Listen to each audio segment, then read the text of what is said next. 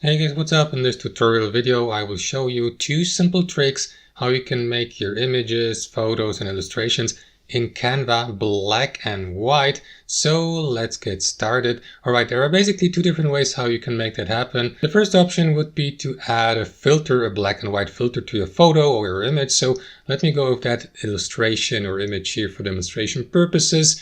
Left click on it here in your editor. After that, click on edit here in the top left corner, select filters, click on see all and scroll down to the very bottom till you get to these black and white filters here called mono, and simply select or apply the filter you believe looks best, like for example that one here. So that would be one option. Another option would be, guys, to simply adjust the given images of photo saturation and to set it to -100.